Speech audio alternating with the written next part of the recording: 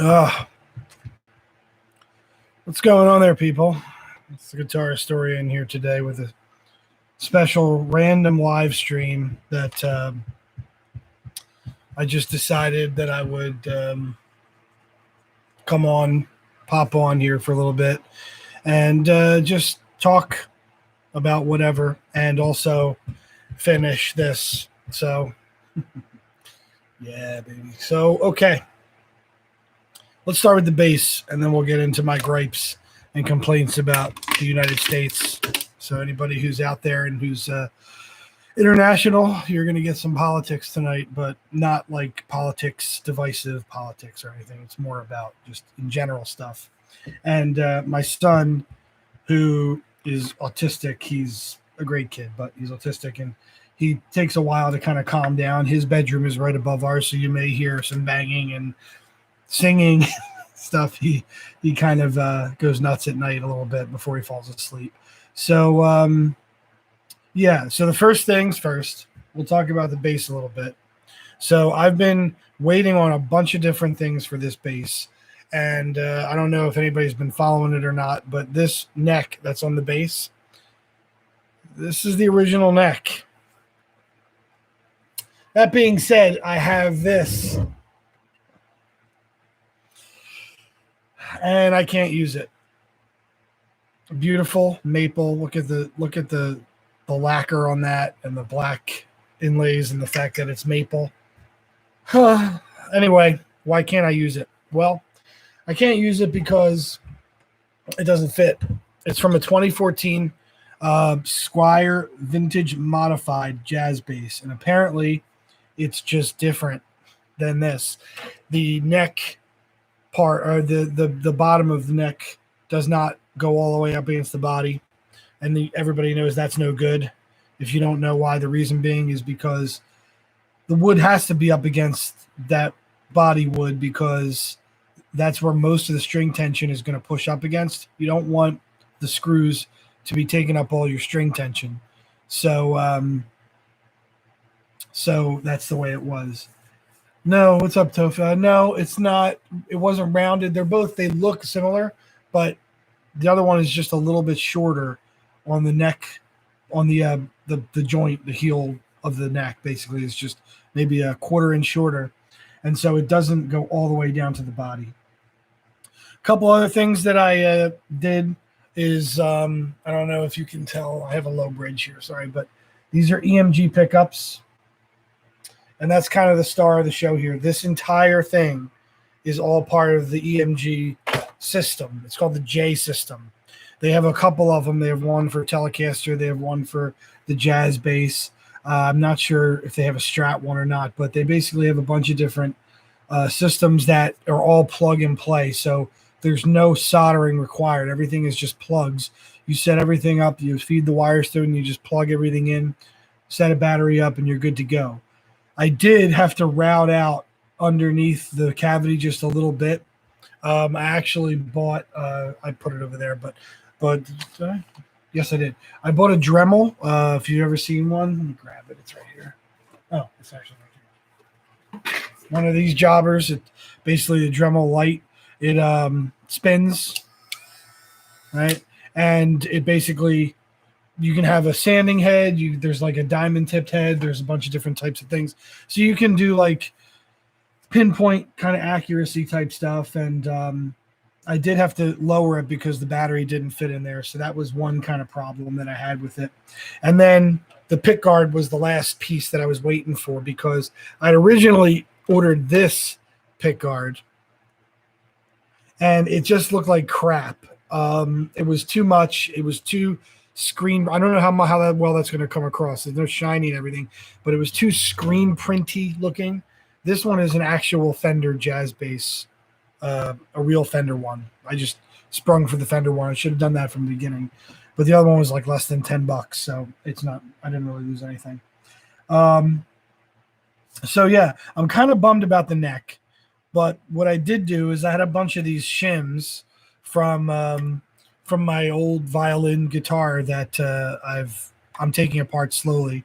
I'm probably going to use the lipstick pickups that are in it. They're actual down electro lipstick pickups. And I was thinking about putting them in something. I haven't figured out what yet.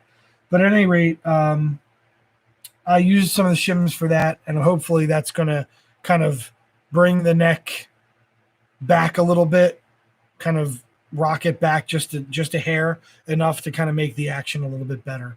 So we're going to string it up. Oh, the bridge is a Fender bridge too. It's an actual Fender bass bridge. So we upgraded the bridge. We upgraded the pickups, the pickguard, not the neck, unfortunately. But, you know, the last piece of the puzzle was I got Rotosounds. Rotosound, I don't know if anybody's a Who fan, but they did a little commercial for Rotosound on the Who Sell Out. Hold your group together, Rotosound string. These are flat wounds. I have not played flat wounds in a really long time, and I remember liking them a lot because they have a very deep tone, and they're kind of old school, and a lot of people don't really use them anymore. And I kind of understand why, but at the end of the day, I wanted them, so I got them. All right, so we're going to put these on real quick, and then I'll try to plug it in, and we'll see what we got. These things are massive, though. Look at these things. Flat wound bass strings. They actually sell flat wound guitar strings, and supposedly they sound like crazy because you can do all kinds of like cool slides on it and everything. I wonder how slide guitar would actually sound on that. Speaking of slide guitar, so Pete Ham just keeps getting pushed off from the standpoint of having a Forgotten Fretmasters about Pete. So I already have announced that I'm working on my Forgotten Fretmasters for Bill Nelson of Bebop Deluxe. So he's the next guy in the pipeline for that. And so he's going to be the next Forgotten Fretmaster. Sorry, this is such a long scale. It's like, damn. And then episode 9, I'm calling an audible. Originally, I was going to do the Pete Ham one, and episode 10 is going to be Alvin Lee, so I needed an episode 9.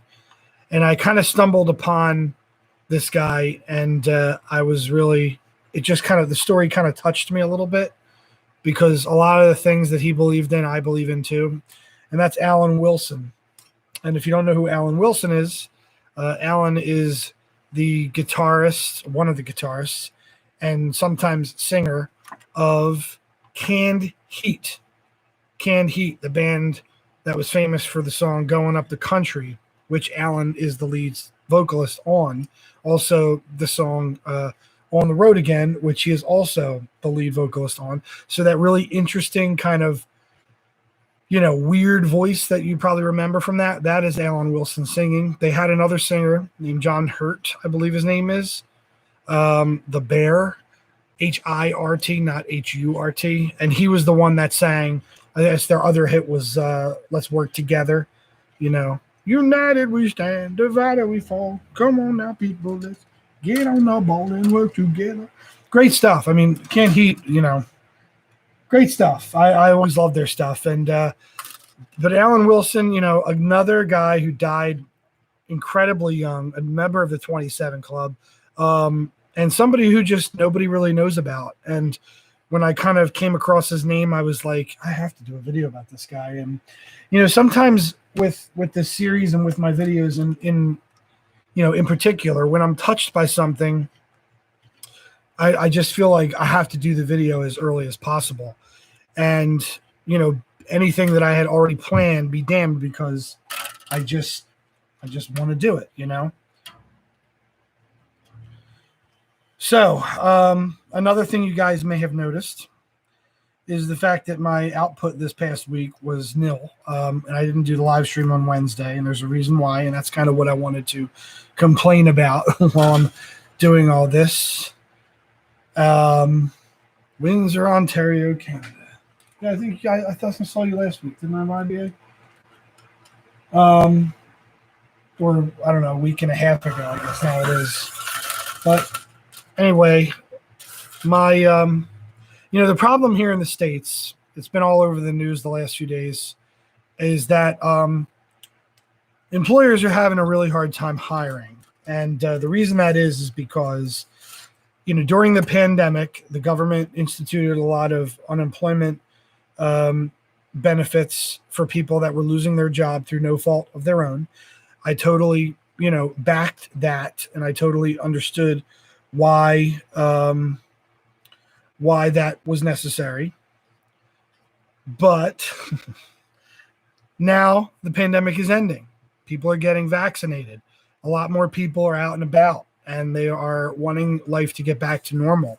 But a lot of the workers are actually still receiving benefits. They're still receiving unemployment benefits. So they don't want to return to the workforce right now. So we have a lot of problems hiring. So the reason why I was having a very, tough week with, getting things done was just because we have been getting the crap kicked out of us every night at work. Now, I'm not going to mention the company I work for because I just like to keep that separate. I don't really like to, you never know. I don't do anything, risque or crazy on social media, but you never know.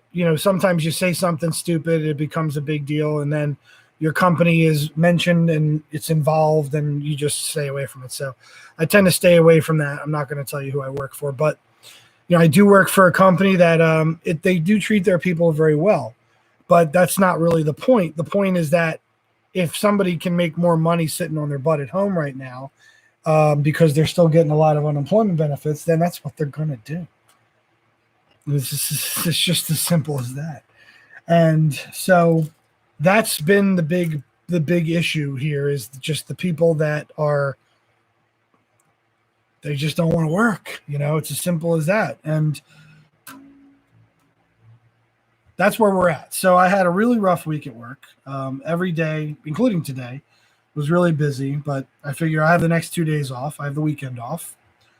So I figured I'd reach out and then we'd play with this bass a little bit, because I feel bad about not having put anything out this week. I kind of called it Hell Week to a fellow manager.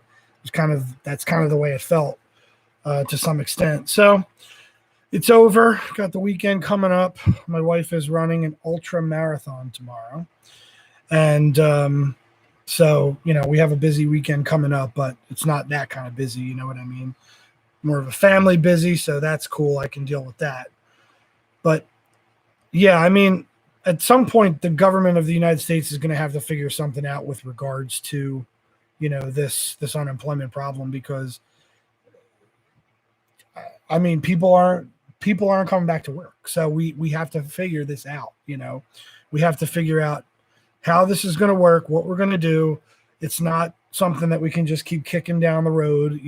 We have to figure it out, because as the pandemic ends and people want more real, they just want to be normal. They want to be back in normal, that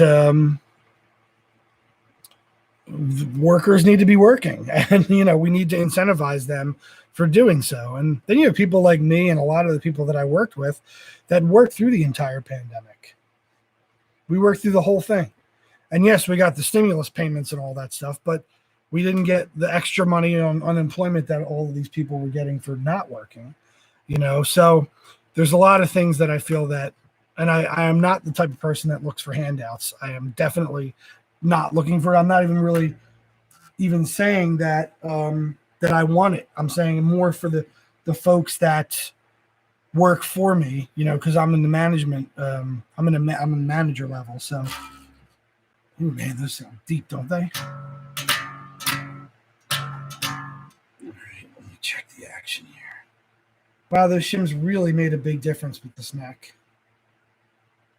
I don't know if you can tell, but the action is a lot better than it was. Of course, we're going to probably have to run these strings in a little bit, and I'm probably going to have some fret buzz, but let's tune it up and see what we got, and then we'll kind of go from there. Now, the EMG system, I did, do it. I have no idea what the hell's going to happen. It might not work. so, here's hoping that it does work, but we're going to tune it up first, and then we'll see what we got. I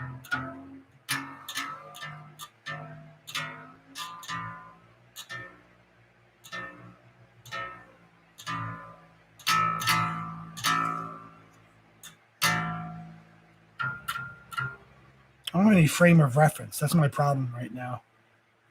Hold on. I need a frame of reference.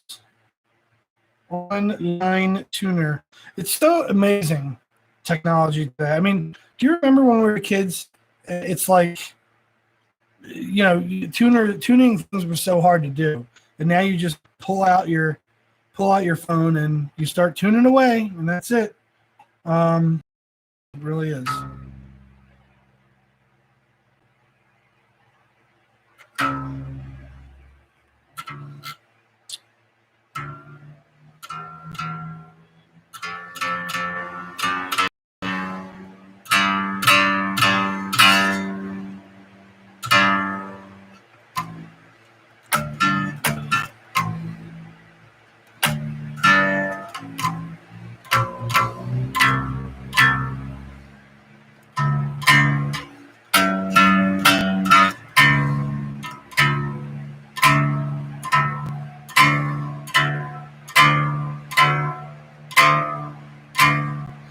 Give me one moment while I tune.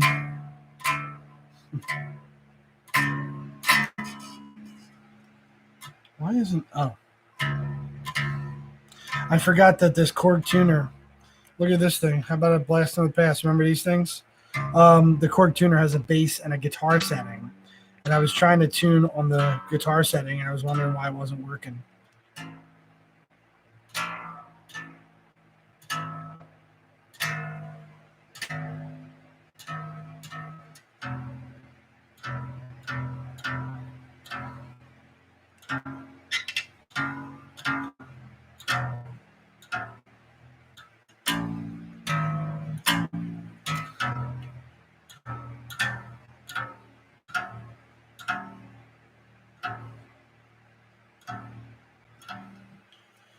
All right, well, I got the Black Star amp, and if you were listening to me last week, let's turn off the game.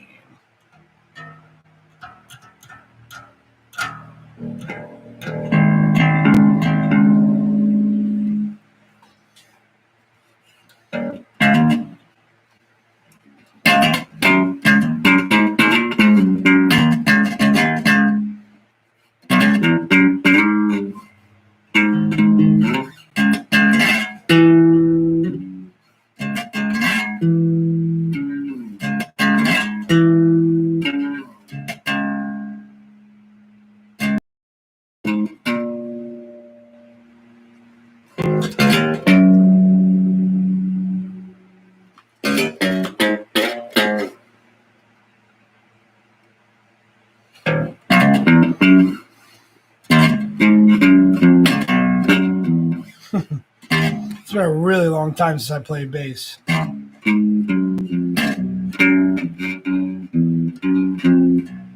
it is. I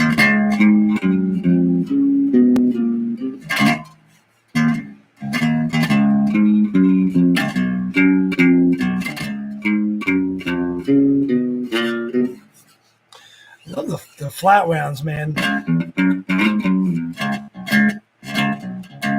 So the Black Star amp is obviously a guitar amp, so I don't think it's going to sound exactly right, but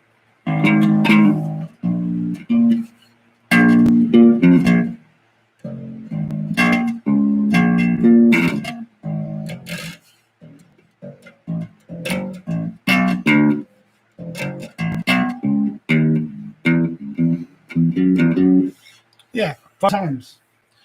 My bass is back. I haven't played bass in a really long time, and I don't really think I need to do anything with this truss rod, honestly, because these shims really fixed it, and I think it sounds pretty good as far as the fret buzz is coming because I suck, and it's been a really long time since I've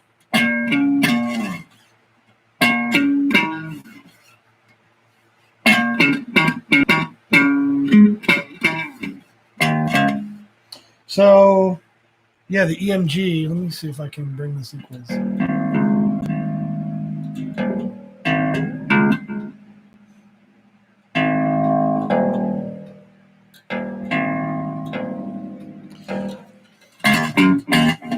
Do have a very clear, punchy sound with the EMG pickups. Pretty nice stuff, really.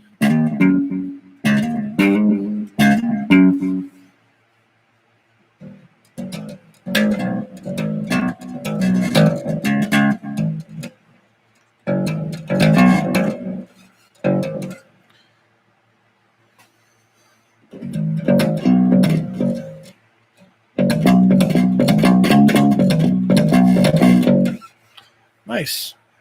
I'm enjoying it. I can play it all night, but I won't.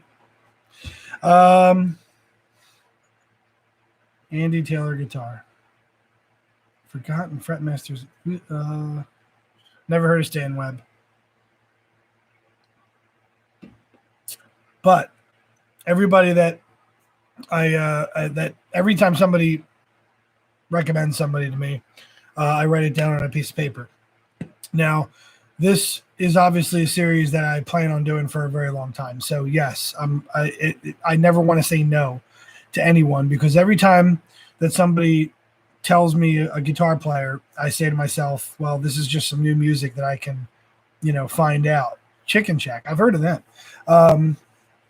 But what I'm trying to think of, so like, anybody who's in that pantheon, like I said, with Alan Wilson,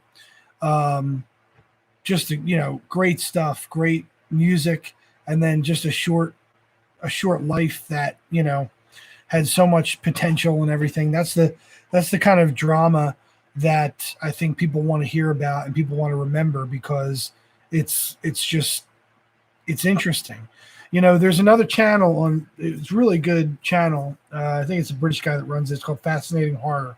He does videos like I used to do, with just over, like, basically voiceover and, pictures and things like that.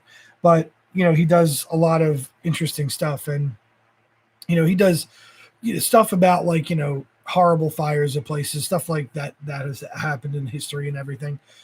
And, I hate to say it, but, like, that is the way the human mind works. It's drawn to dark places. It's drawn to try to figure out, what it is that happened. And, even with the Robbie Krieger video, it's hard not to go to Jim, because Robbie ended up being okay. He was fine. He was a stable guy. He was a guy who knew himself. He was very comfortable with himself.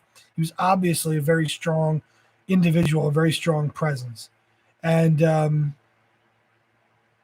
I think, when you're making a video about Robbie, you want it to be about Robbie. You want it to be about his work, but it's hard not to think about those things that happened in the Doors.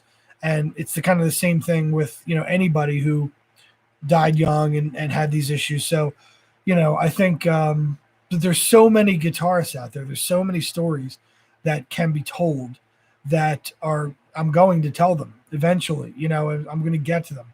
There's so many people that are on the radar for the next, year or so, I guess. I mean, I try to put out about one a week, if I can, on average.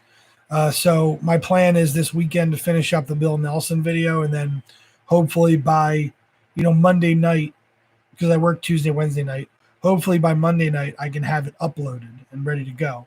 And then I'll do the Alan Wilson video, and then I'll do Alvin Lee.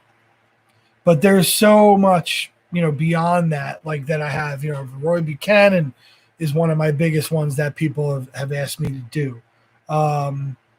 So many different guitarists. Then there's a few that I want to do. Obviously I have the Pete Ham and Badfinger one that I've been wanting to put out. And then I have Mary Ford. I have one that I'm like kind of, I've had this thought about doing a video about her, because everybody thinks of Les Paul, but nobody really gives Mary the credit that she deserves, because, if you watch the videos of the two of them playing guitar together, I mean, she was pretty righteous, I saw a video the other day with Charo, the like, like Shakira of the 70s, 60s, 70s, she was playing flamenco guitar, and holy crap, it was like a Karen Carpenter moment, like seeing Karen Carpenter play drums, and you're like, clearly this person just was born with too much musical talent. It's just amazing. But yeah, she was amazing. She was like great on guitar still. And it was like, people like that, like doing a Forgotten Fretmasters on Charo, but she's awesome. Like, what can you say? So, I mean, I want to do some more quirkier videos like that, things that are a little bit out there.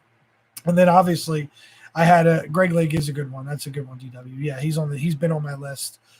Terry Kath's on my list. These are favorites of mine.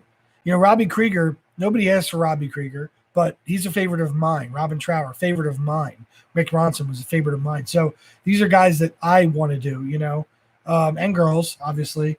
But, you have to mix it up a little bit. I'm trying to. But, yeah, I mean, it's like there's so many people out there that you wouldn't even know are that good on guitar sometimes. And, it's just that good. Like, I don't know how good he was or not. I have to watch some more footage. But like Kenny Rogers, he played bass in the first edition.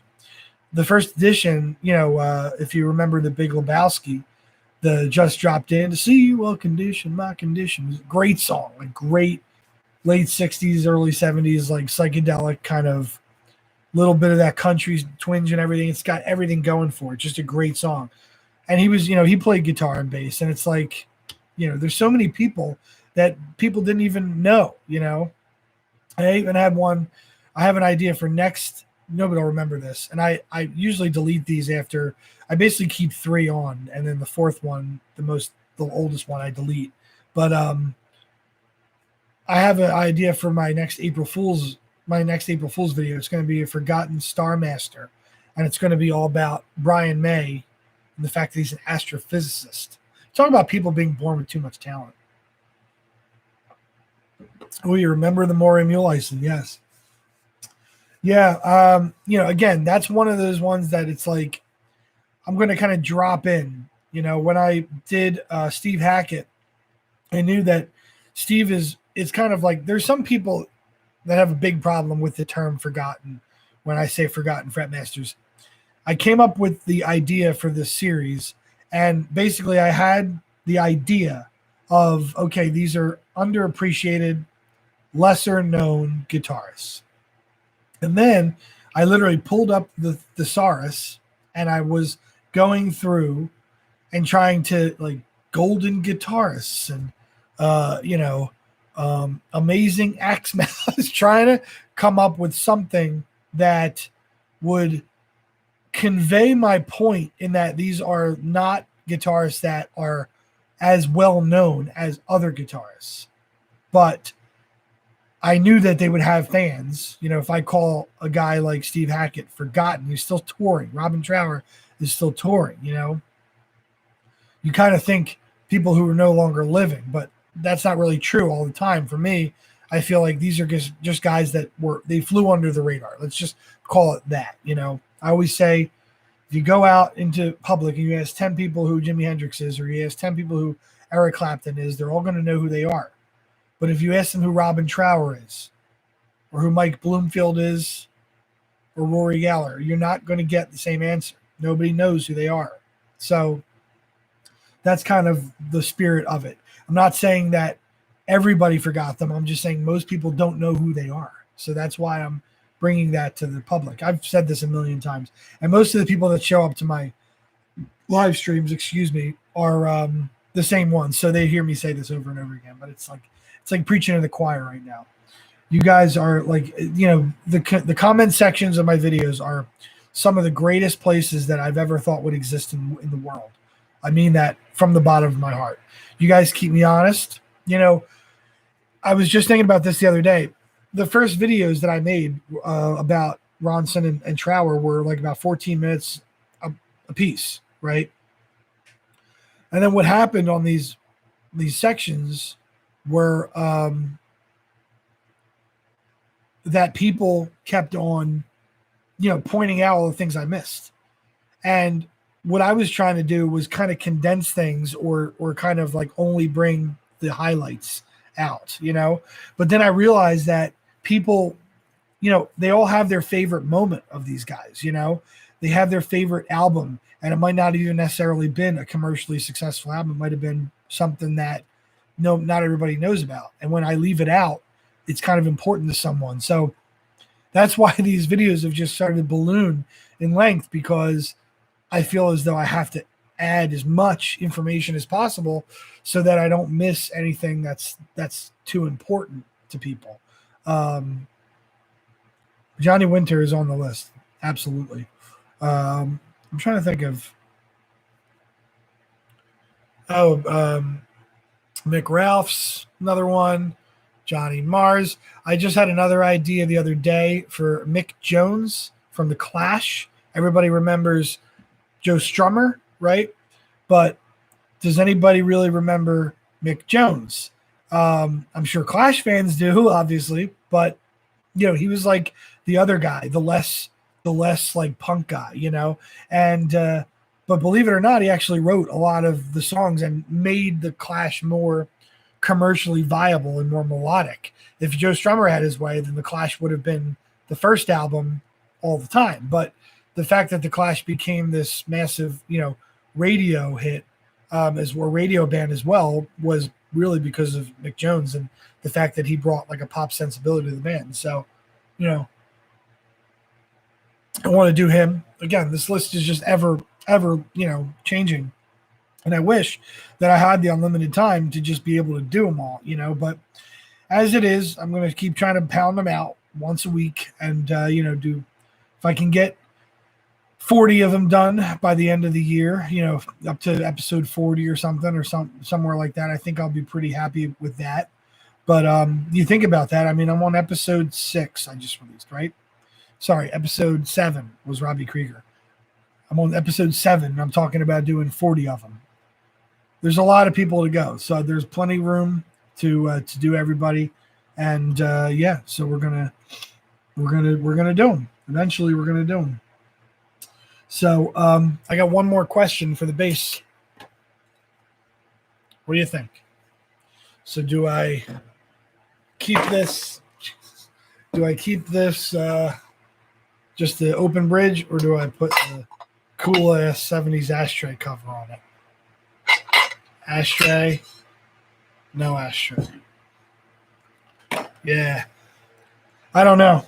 I had it on there a long time ago, and you don't really do palm muting on bass. You do most of your muting with the left hand, just in stopping the string from vibrating. So I think I can probably get away with it, leaving it on, but I don't know. I'm gonna put it on. We'll see what it looks like, and then because I don't foresee changing the strings for a while. So let's see. I actually have. Well, now that I have the new Pickguard, I'm not going to put it on. Somewhere in this house, the other piece that goes over the neck pickup is somewhere in here. I don't know where it is, but I lost it a long time ago. It's probably like buried under some stuff, and I'll find it eventually when I'm cleaning something else, and I'll be like, oh, there it is. But yeah, I think with a bass, the ashtray cover, you can get away with it because it's still a playable instrument. But with like the ashtray cover I got for the Esquire, it's beautiful when you're just looking at it. It's like, oh man, that's awesome looking. But you can't play with it because you can't do it. You can't do palm muting. So it's just one of those things. All right, ashtray's back on. So let me show it off here. There's like no. I'm gonna have to do it like that. There we go. Oh yeah. With the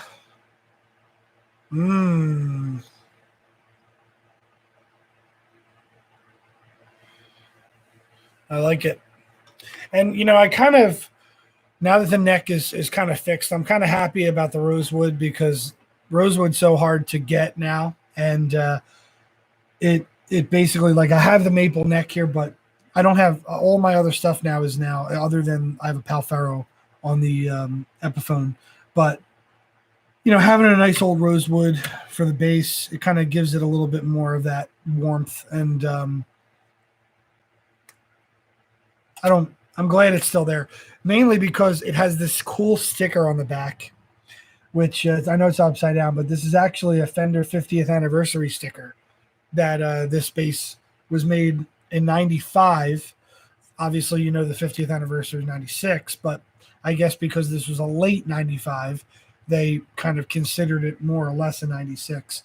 So they put the sticker on it. So it's kind of like, leaving the bass and the body and the neck together is probably a good idea anyway. But this thing is pretty righteous now, man. I'm just like digging it. I played bass mostly in all my old bands. When I used to play in bands, I played bass for years. Not because I didn't want to play guitar, just because that was the opening that was open in the band. Nobody else wanted to play bass, and I was like, this is a cool band. I'm going to play bass. So to me, joining the band and having fun playing music was more important than what I played. But I probably would have preferred to continue playing guitar. I feel like I would have been a better guitar player nowadays, just because I would have been able to hone my craft and everything. But I did become a pretty good bass player towards the end. And, when I stopped playing in bands, I hate to say I kind of like stopped playing music for a really long time. I played the acoustic occasionally, this and that. But really, this was probably between like 2007, 8, and like 2010. And 2011 is actually when I showed up on YouTube and started doing my Rolling Stones Open G lessons. And that was actually the first time that I started playing guitar really in a long time. I just decided to pick it up again. And that was kind of the beginning of the whole thing. So I'm glad that that's where it started. But then I got away from bass for a while and have been playing guitar. And then, I've been upgrading all my guitars, doing all this cool stuff to them and everything. And I was like, this bass is just starting to fall apart, and I just want to save it, rescue it, and do some work to it. And now I think I've created kind of a pretty cool little thing here. Got a nice vibe to it now. It's got some nicks and dings and stuff from years of use and all that. And I think it's got some nice stuff. Barry Silk, Canned Heat, Bear, Peabody Hall, Temple U. You saying you saw them in 68 at Temple? I went to Temple for a few years. Didn't finish, but I went to Temple. Temple, which means you're a Philly guy? Or are you another Philly guy? Can you tell where I'm from? Where I still reside? It's another question about the future, where to move to. We're probably, I want to say 2 or 3 years away. We're in their saving mode right now, trying to save for down payment for another house. DW, have you ever built a parts caster before? No, not. I've never. Okay, the solder thing. I have a soldering gun now. Okay, and I've been playing with it. I removed all the Pickguard or the pickups from the old bass. I'm removing the pickups from another guitar right now, and I'm just trying to basically learn how to solder, learn how to like wire things, and make sure I'm doing it right. I've changed parts before, like pick guards and necks and things of that nature, but I've never really built something from the ground up. So that's kind of my next adventure, probably in a couple of years down the road. Boomer asks, what's on my stereo at the moment? I'm working on Bill Nelson for the Bebop, for the Bill Nelson Forgotten Fretmasters next. So I've been listening to a lot of Bebop Deluxe. They are great. Okay. Great. I don't know if anybody's ever heard their stuff or, what you've heard from them, but the coolest thing about Bebop Deluxe for me is that they are progressive rock, but also poppy as hell and infectious. And it's like one of the problems, like I'm a huge Genesis fan, right? And the reason that I like Genesis more than some of the other prog rock bands is because they always kind of stayed close to wanting a hit. I don't know. Like I'm a fan of pop music. I'm a fan of music that is universally loved by people, right? And a lot of people are always like, oh, everybody likes X, this band, but do you like, and they try to be like all cool and hip and everything. But the fact that, a song like Hotel California, is universally loved, right? Doesn't make it a bad song, doesn't make it overplayed. It's an awesome song, right? And everybody loved it. It sold millions of copies, and there's a reason why, right? So I like bands that have that mentality that like they do want to be successful from a pop and like, hits and what's on the charts kind of standpoint, but they also are extremely musical and are willing to take chances. Bebop Deluxe is just their stops and starts, their different kind of the way that they use chords in small phrases. I'm really talking about Bebop Deluxe, but really it's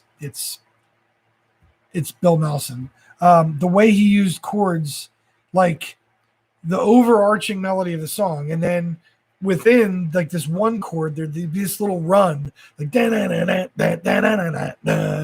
that all, and it was just like, holy crap, man. They were just really good. So a lot of Bebop Deluxe.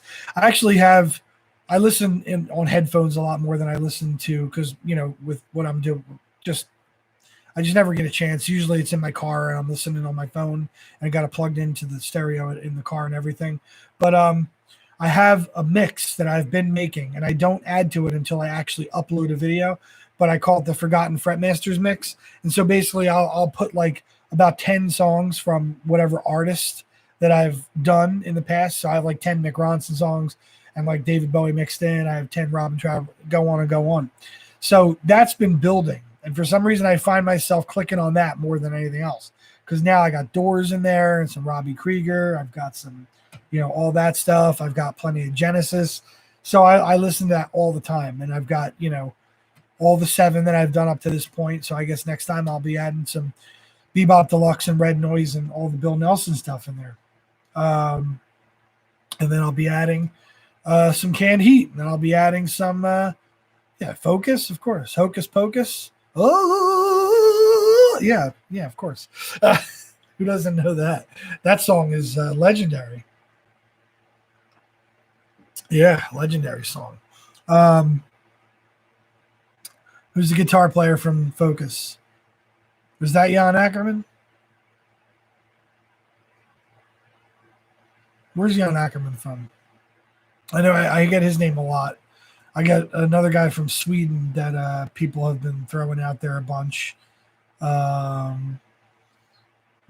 Somebody the other day, I don't know if they quite get the idea behind the series, but they threw out Richie Blackmore, and I'm like, I didn't respond to it because I didn't want to I couldn't really think of a good way to phrase it that didn't make him feel dumb or whatever. But there's no dumb comment. I don't want to make anybody feel like, it's I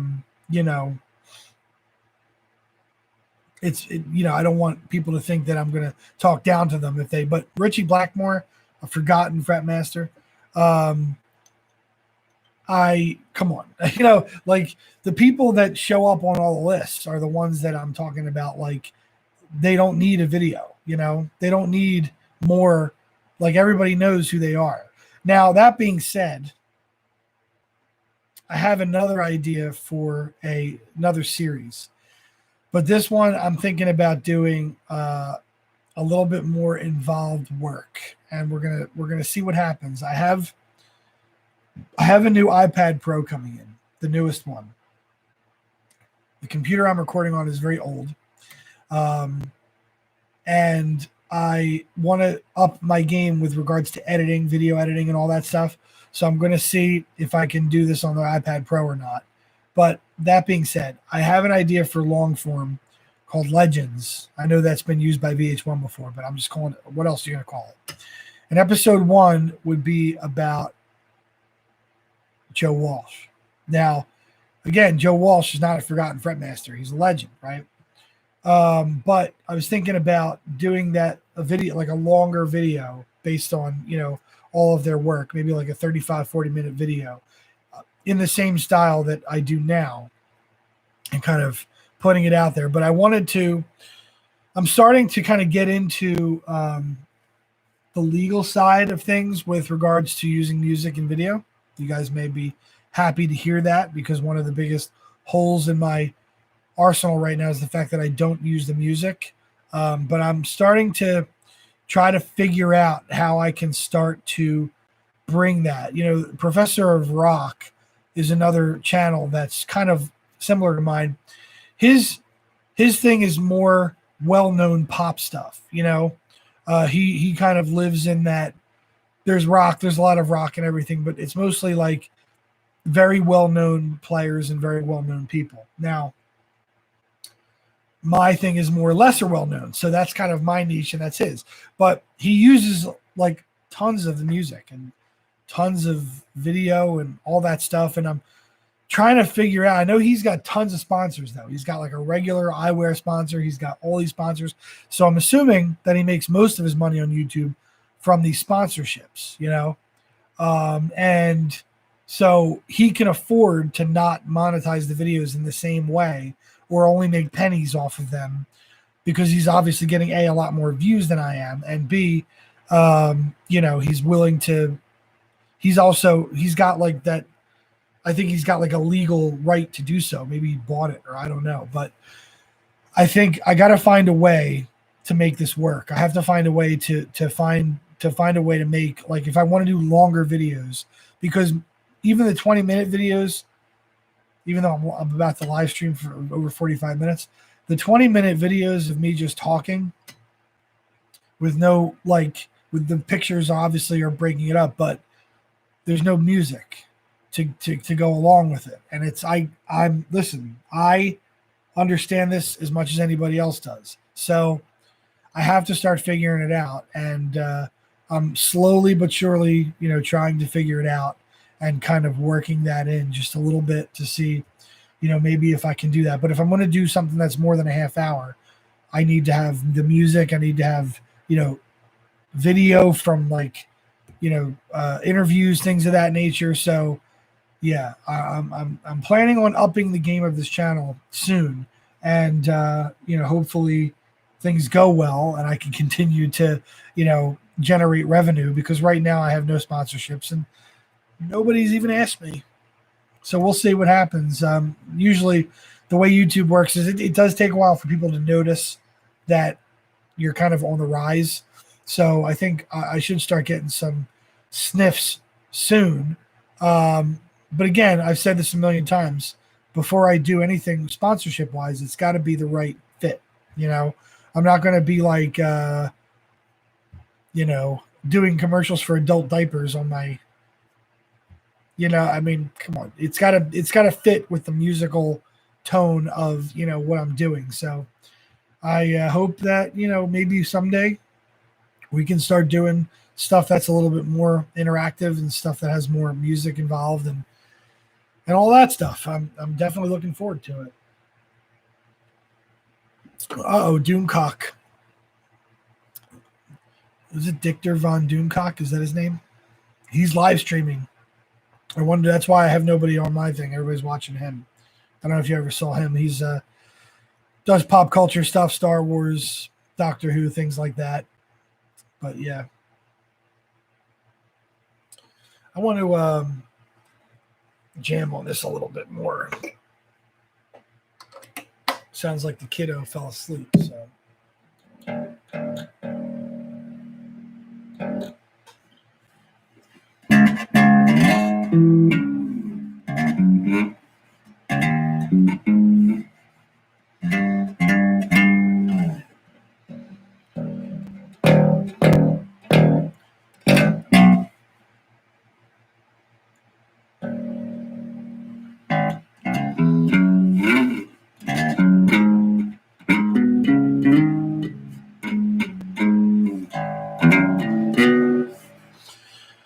Yeah, man.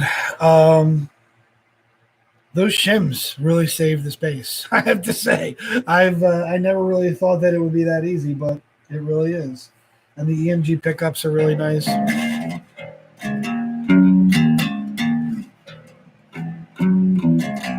going to be nice to really crank it one day.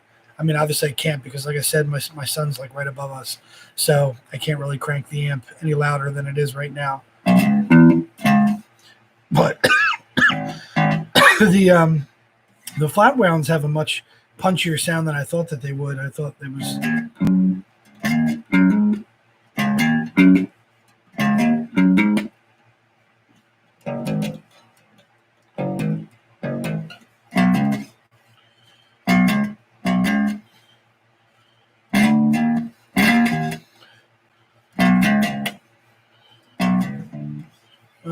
Yeah, the bass. There she is. I can't really get enough of looking at it, so maybe I'll just leave it like this for the rest of the live stream. We'll just sit here and stare at it. I'll look at it on the screen with you guys.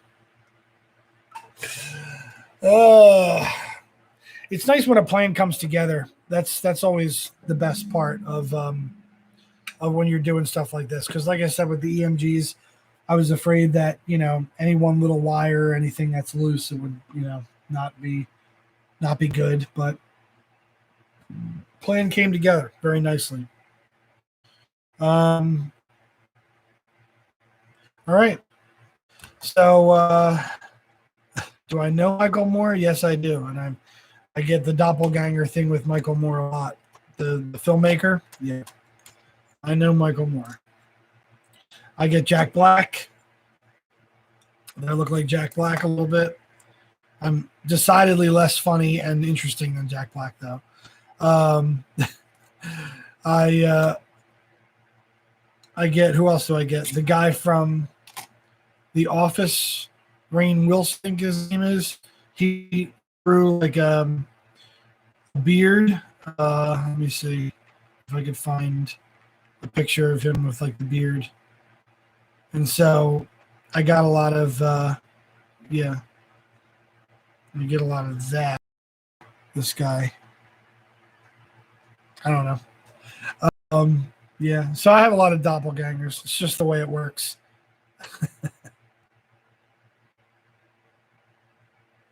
So another story. Do you remember this?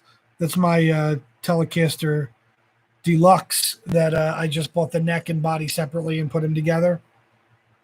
So I actually found the wide range pickups that go in there, the Fender ones, they're expensive. They're like $200 on Fender's website. I found a guy on Reverb selling one for $63, a bridge pickup. So I jumped all over that. I bought that. So that could be one of the things that I solder in. So I'm going to probably get that in a few days. Next week when I live stream. Actually, I'm probably going to be live streaming on Thursday next week because, like I said, I'm working on Tuesday and Wednesday. But maybe we'll take a look at the Telecaster Deluxe and we'll put in a real Fender wide range pickup. So that should be fun. But yeah, I mean, the only thing is, instead of me buying a bunch of new guitars, it's just nice to actually just clean up the ones that I already have and just kind of, enjoy my old gear as new, because I mean, this bass pretty much with the pickups and all the electronics and everything that are in it now, it's like a new bass.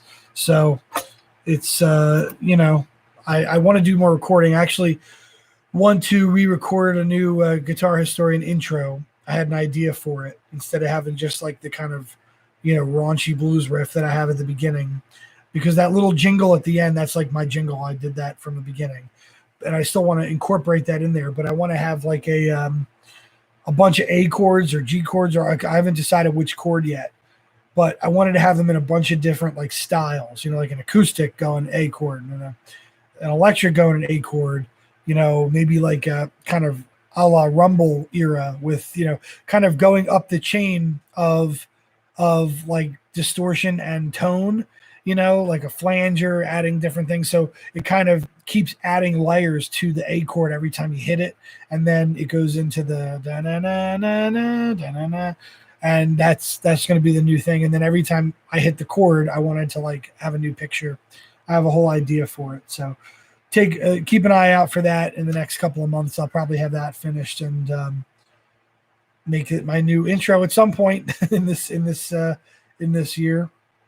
hopefully, with work being less, it's not even that I'm working a ton of hours with work. It's just that the days are so brutal and just constantly busy. And then I come home and I'm just drained. I'm beat. I can't even sit down and write because my heart's not in it. My head's not in it. And I just don't want to put something out that's substandard because I'm not in it, So, quality over quantity, as I always say.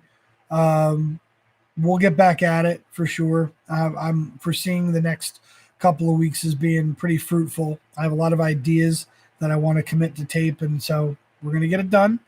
And we'll put out a couple nice videos for you guys. So just stay tuned to the channel. I guess thanks for checking in. We're going to end this one, and I will see you next week at the stream on Thursday at 9 p.m. about. Maybe a little bit earlier. I like to get set up earlier and then kind of start whenever I'm ready. So anywhere between 8:30 and 9.